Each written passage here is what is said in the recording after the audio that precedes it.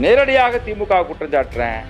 நீங்க 2019 ஒரு வார்த்தை சொல்றீங்க, இப்ப 2025 வந்து முடியாதுன்றீங்க. அப்படின்னா நீங்கள் மக்களுக்கு ஆட்சி பண்றீங்களா, இல்லை சாதி ஓட்டு வேணும், ஒருவேளை நான் அந்த சட்டத்தை கொண்டு வந்தா ஆதிக்க சாதி டாமினன்ட் காஸ்ட் வந்து நம்மளுக்கு ஓட்டு போட மாட்டாங்க என்கிற பயத்தின் அடிப்படையில் இதில் வந்து மௌனம் காக்குறீங்களா வேணான்னு சொல்றீங்களான்னு தெரியல. தமிழகத்தில் கடந்த 9 ஆண்டுகளில் கிட்டத்தட்ட 65க்கும் மேற்பட்ட ஆணவ படுகொலைகள் வந்து நடைபெற்றிருப்பதாக மதுரை மையமாக கொண்ட எவிடன்ஸ் அமைப்பினர் வந்து கழகம் மேற்கொண்டு அதனுடைய அறிக்கையை வந்துட்டு தற்பொழுது கொடுத்திருக்கிறார்கள்.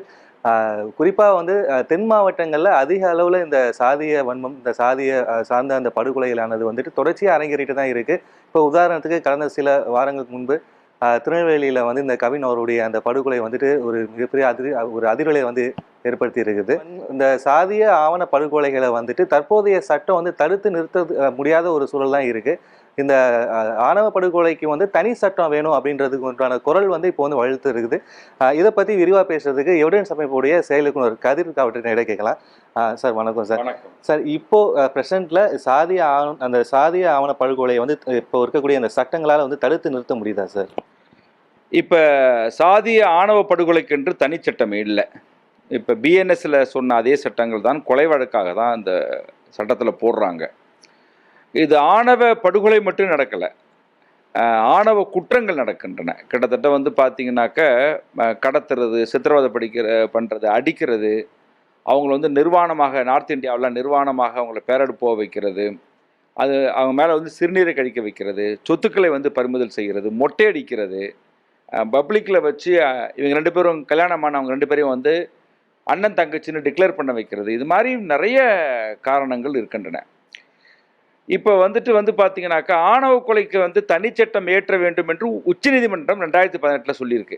மத்திய அரசாங்கமும் சரி மாநில அரசாங்கமும் சரி நீங்கள் தனிச்சட்டம் ஏற்றணும், அதுவரை நாங்கள் ஒரு 20 வழிகாட்டுதல்களை சொல்கிறோம் அப்படின்ற அடிப்படையில் வந்து அவங்க கொடுத்தும் இருக்கிறாங்க.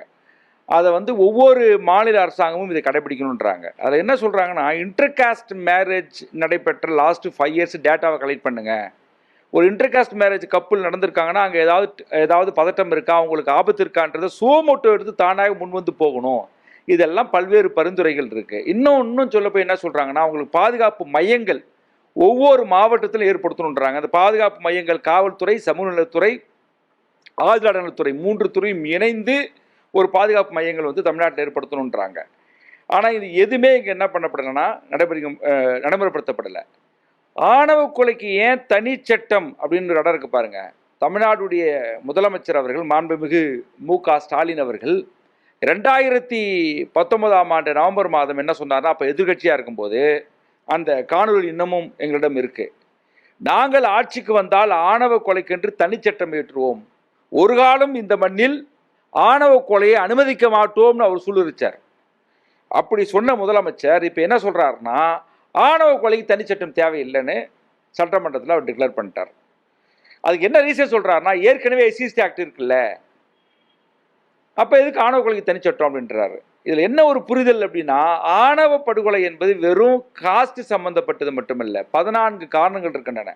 அதில் ஜாதி ஒன்று, அதுக்கப்புறம் வந்து பார்த்தீங்கன்னா ஜெண்டர் இருக்கு, பேட்ரியாக் இருக்கு, ஸ்டேட்டஸ் இருக்கு, இன்டர்செக்ஷனல் இஷ்யூஸ் இருக்கு, நிறைய காரணங்கள் இருக்கு. ஆணவ படுகொலைக்கு அந்த ஜாதி மட்டும் ஒரு காரணம் கிடையாது. இப்போ பிசிக்குள்ளே நடக்கக்கூடிய ஆணவ கொலை இருக்கு பாருங்க, அது வந்து எஸ்சி ஆக்டில் போட முடியாது. இல்லை எஸ்சிக்குள்ளே நடக்கக்கூடிய ஆணவ கொலையும் வந்து என்ன பண்ண முடியாது, எஸ்சி ஆக்டில் போட முடியாது. இப்போ ஒரு பிசி பொண்ணு வந்து ஒரு எஸ்சி பையனை விரும்புகிறான்னு வச்சுங்க, அந்த பிசி குடும்பத்தில் அந்த பொண்ணை கொள்றாங்கன்னு வைங்க, அதுவும் எஸ்சி ஆக்டில் போட முடியாது. அப்போ என்ன பண்ண வேண்டியிருக்கு, தனித்த ஒரு சட்டம் தேவைப்படுது. இன்னொரு காரணம் என்ன அப்படின்னாக்க, இந்த நாட்டில் வந்து நீங்கள் பார்க்கும்போது நிறைய வன்னரபிள் கம்யூனிட்டிக்கு நிறைய சட்டங்கள் உருவாக்கப்பட்டிருக்கன. இப்போ பொதுவாக பிஎன்எஸ் எல்லாம் சொல்கிறாங்க, ஏற்கனவே சட்டங்கள் இருக்குல்ல, பிஎன்எஸ் சட்டம் இருக்குல்ல, அதில் எல்லாமே இருக்குது அப்படின்றாங்க. அப்படி எல்லாமே இருந்தாலும் ஏன் விமன் ஹராஸ்மெண்ட் ஆக்ட் கொண்டு வந்தாங்க, சைல்ட் லேபர் அபாலிஷன் ஆக்ட் வந்து 1986 ஏன் கொண்டு வந்தாங்க, பாண்ட் லேபர் அபாலிஷன் ஆக்ட் 1976 ஏன் கொண்டு வந்தாங்க, இப்போ நிர்பயா சட்டம் எதுக்கு கொண்டு வந்தாங்க. இது மாதிரி சிறப்பு சட்டங்கள் நிறையா இருக்குது. அது என்ன காரணம்னா, சமூகத்தில் சில விளிம்புநிலை சமூக மக்கள் இருப்பாங்க, அவங்களுக்குன்னு தனி ஃபோக்கஸ் பண்ணி அதுக்குன்னு தனி சட்டம் இருக்கணும், அதுக்கென்று கொள்கையை வந்து வகுக்கணும், அதுக்கண்டு இன்ஃப்ராஸ்ட்ரக்சர் உருவாக்கணும், அதுக்கண்டு நீதிமன்றங்களை உருவாக்கணும், ஸ்பெஷல் பிபி இருக்கணும். இந்த இந்த வழக்கை வந்து மற்ற நீதிமன்றங்கள் நடத்தினாக்க குவாலிட்டி இருக்காது, அந்த பெர்ஸ்பெக்டிவ் இருக்காது. இப்போ விமன் கேசஸ் இருக்குது, ஒரு சாதாரண நீதிமன்றத்தில் நடத்தணும்னு வச்சுங்களேன், அது ஏதோ 10-11 எடுத்துக்குவாங்க. அந்த விமன் கேஸ்ன்னும் போது விமன் ஃபோக்கஸ்டாக இருக்கும், விரைவான நீதி கிடைக்கும், ஏன்னா தனி நீதிமன்றம் மாதிரி. இந்த மாதிரி காரணங்களுக்காக தான் இது எடுத்தப்படப்படுது. தனிச்சட்டம் வேணும்னு சொல்கிறோம். ஒன்று. 2 மிக முக்கியமான காரணம் என்ன அப்படின்னாக்க, நீங்கள் இந்த தமிழக வரலாற்றை 30 ஆண்டுகளில் நான் சொல்கிறேன், 30 ஆண்டுகளில் 7 வழக்குகளுக்கு தான் ஆணவ கொலைக்கென்று சாதகமான தீர்ப்பு செஷன் கோர்ட்டில் கிடச்சிருக்கு. அதில் முதல் தீர்ப்பு வந்து நம்ம நெல்லையில் திருநெல்வேலி கல்பனா கேஸு, 2 வந்து சங்கர், உடுமலைப்பேட்டை சங்கர், 3 வந்துட்டு நம்ம திருவாரூர் வந்து அமிர்தவள்ளி, 4 நாகப்பட்டினம் அபிராமி, 5 கடலூர் விருத்தாசலம் கண்ணகி முருகேசன், 6 வந்து ஓமலூர் வந்து கோகுல்ராஜ். இப்போ 7 அண்மையில் கிடைச்ச தீர்ப்பு வந்து என்னன்னாக்கா வர்ஷினி பிரியா கனகராஜ். இந்த 7 வழக்கு தான் தீர்ப்பு கிடைச்சிருக்கு. இந்த 7 வழக்கும் எஸ்சிசி வழக்கு. தமிழ்நாட்டில் இதுவரை ஒரு சாதி வெறியர்கள் தன்னுடைய மகளையோ தன்னுடைய தங்கையோ அக்காவையோ கொலை பண்ணாங்க பாருங்க, அந்த வழக்குக்கு இதுவரை தீர்ப்பு கிடைக்கல, எல்லாம் விடுதலை. அதுக்கு என்ன காரணம்னா அவனே பெட்டிஷனர். இப்போ ஒரு வழக்கில் என்ன இருக்குன்னா, அப்பா என்ன பண்ணுறாருன்னா தன் மகன் மேலே புகார் கொடுக்குறாரு. போய் இவங்க 2 பேரும் சேர்ந்து, என் மகன்கள் 2 பேரும் சேர்ந்து என் மகளை கொண்டுட்டாங்க. நீதிமன்றத்துக்கு அவரே தான் புகார்தார், அவரே தான் சாட்சி. அவர் என்ன சொல்கிறார் நீதிமன்றத்தில், நான் அப்படி சொல்லவே இல்லை, போலீஸ் மிரட்டி என்கிட்ட வாங்கினாங்க அப்படின்னு சொல்லி ஹாஸ்டல் ஆகிட்டார். இப்போ அவர் பிரசாட்சியாக போனதுனால அந்த 2 பேரும் விடுதலை. இன்னொரு பக்கம் அந்த கேஸை வந்து அந்த குடும்ப உறுப்பினர்களே எடுத்து நடத்துறதுனால கேஸை ஆப்போசிட் யார் நடத்துவாங்க? இப்போ எஸ்சிஎஸ்டி கேஸ் இருக்குது, அதுக்கு எதிரி ஒருத்தர் இருப்பான். இப்போ குடும்ப வன்முறை கேஸ் இருக்குது, அதுக்கு வந்து அந்த குடும்பம் வந்து சப்போர்ட் பண்ணுவாங்க. ஆனால் இது எதிரிக்கு பெரும்பாலான கேஸ் வந்து அவங்களே இருக்கிறது. ஒன்று. 2வது, 75 நீதிமன்ற தீர்ப்புகள் இதுவரை இருக்கு. ஆணவ கொலைக்கு வந்து எதிர்த்து 75 தீர்ப்புகள் இருக்கு. அதில் ஒன்று என்னன்னாக்க, லதா சிங் வெர்சஸ் யூபி என்கிற வழக்கில் சொல்றாங்க, இந்து திருமணம் சட்டம் சாதி மறுப்பு திருமணத்துக்கு எதிரானது இல்லை, நம்முடைய ஹிந்து மேரேஜ் ஆக்ட் அது வந்து எதிரானது இல்லைன்னு இருக்கு. அதே மாதிரி Vikesh Yadav versus Bihar, Asha Ranjan versus UP போன்ற வழக்கில் வந்து ஒரு பெண்ணுடைய திருமணம் செய்கிற உரிமையில யார் தலையிட செய்யக்கூடாதுன்னு இருக்கு. இப்படி சட்டங்கள் நிறைய இருக்கு. ஏற்கனவே வந்து நேஷனல் லா கமிஷன் ஒரு டிராஃப்ட் கொடுத்தாங்க. காங்கிரஸ் அரசாங்கம் நான் சட்டம் கொண்டு வருவோன்றாங்க, இப்போ இருக்கிற அரசாங்கம் சட்டம் கொண்டு வருவோன்றாங்க, ஆனாலும் ஏற்றப்படலை. என்ன காரணம்னா, தவறாக நினச்சிக்க வேணாம், நான் நேரடியாக திமுக குற்றம் சாட்டுறேன்.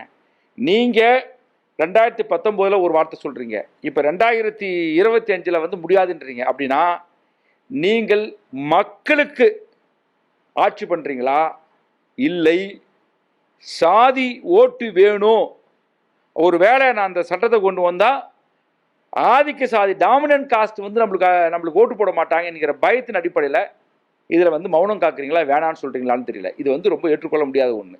இப்போ வந்து கடந்த 9 வருஷத்துல கிட்டத்தட்ட வந்து 65 பேர் வரைக்கும் இந்த ஆணவ படுகொலையில் வந்துட்டு கொல்லப்பட்டிருக்காங்க அப்படின்ற ஒரு அறிக்கை வந்து உங்ககிட்ட இருக்கு. ஆனால் அரசு தரப்பு வச்சு பார்க்கும்போது வெறும் ஒரு 10க்குள்ளார, அதிகபட்சம் பார்த்தா ஒரு அந்த 10 பேருக்குள்ள தான் இருக்கு அப்படின்ற விஷயம் வந்து இருக்கு.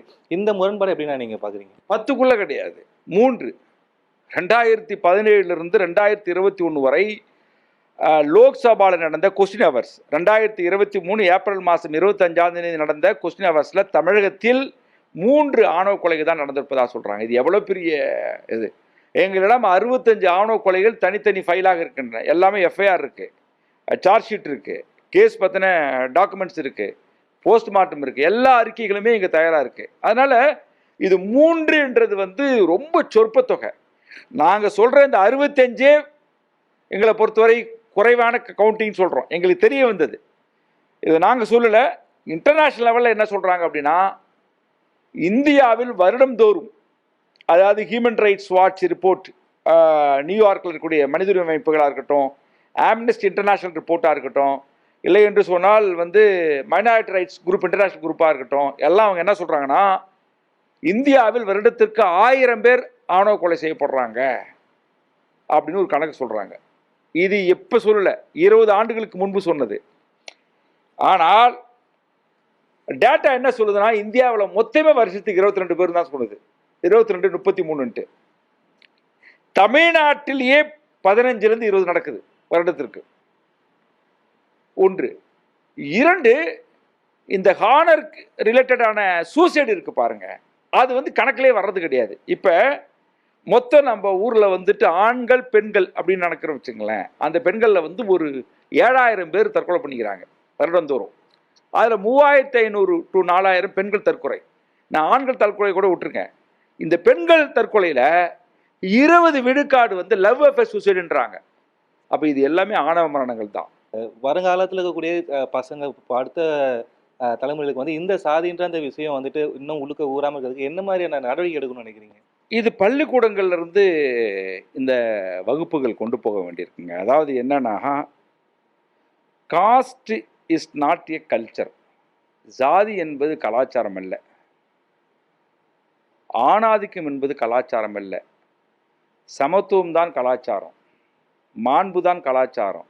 சுதந்திரம் தான் கலாச்சாரம். இப்போ பக்கத்தில் இருக்கிற நேசிப்பு தான் கலாச்சாரம். இதுதான் வந்து ஒரு கலாச்சாரத்தினுடைய பண்புகளாக நம்ம எடுத்துக்க முடியும்.